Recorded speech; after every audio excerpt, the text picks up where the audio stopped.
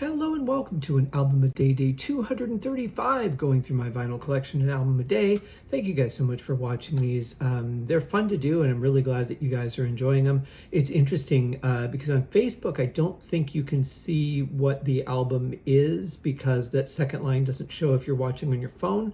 I think if you're on your PC or laptop, you might be able to see it. On YouTube, you can, and it's really interesting to see the stats on YouTube about like how many people will watch the video for a popular album and how many people won't watch the video for something obscure like we have today. So I'll be curious to see what this looks like. But anyway, we are going back to 1985. This is the first and only album in this genre that I have. So I don't really count Frank Zappa in here, but this artist sits nicely between Whitesnake and Frank Zappa, strangely enough.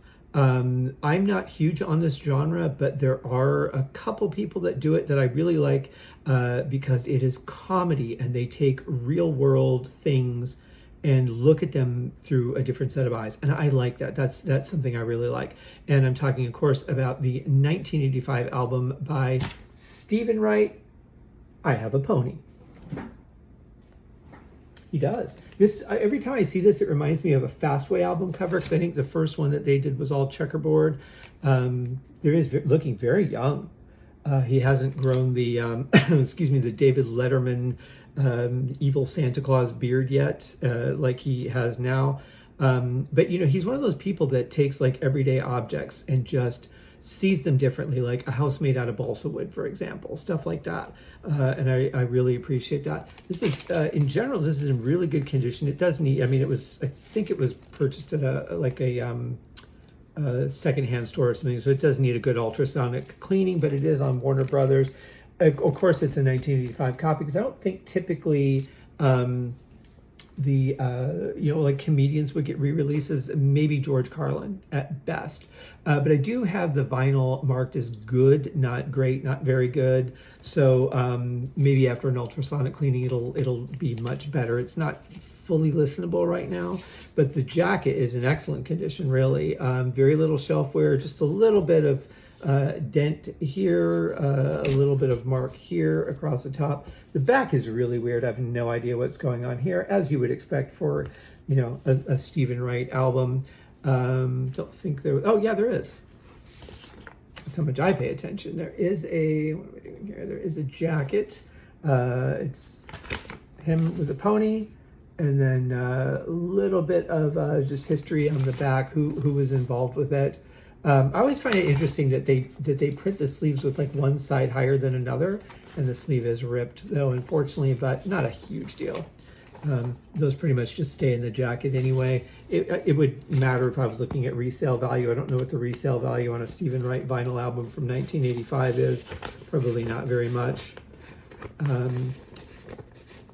Get in there. It's one of those that doesn't want to just slide in nicely.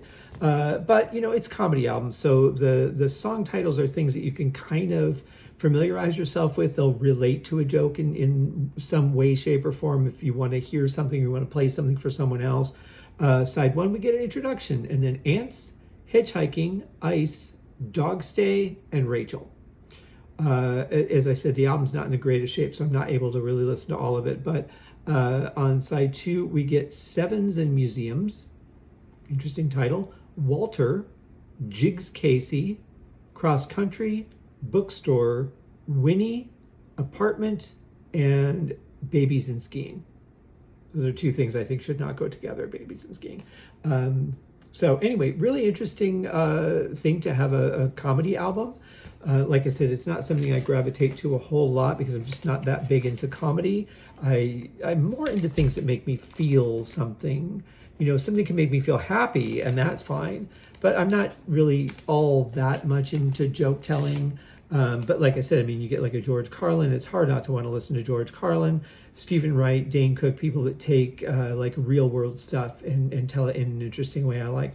There's so much politics and so much about like religion and social economic stuff that I just don't want to hear about. And I think that's one of the reasons I don't like comedy that much, because I don't care about the topics, or I just, if I want to escape from topics, I go to entertainment. I don't escape the real world to go into entertainment to hear more about those topics, if that makes any sense.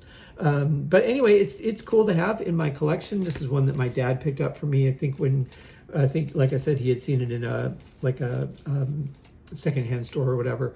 And yeah, it's cool to have. Hopefully after a good ultrasonic cleaning one of these days, I'll be able to listen to it in its entirety. But it is Monday. I hope that you guys have a great day. Did record a big podcast coming out on Wednesday. It's going to turn into a 3-part series. Only the first part will be available on YouTube with my good buddy Kevin Brown from the Tom Petty Project, the Seaside Pod Review, and the Ultimate Catalog Clash. Not to mention he is the judge on this season of Rock Court. And we had quite a conversation, so check that out coming on Wednesday. Today and tomorrow, of course, Deep Purple Smoke on the podcast. Today's episode covers the song Call of the Wild. There was a controversial video for that.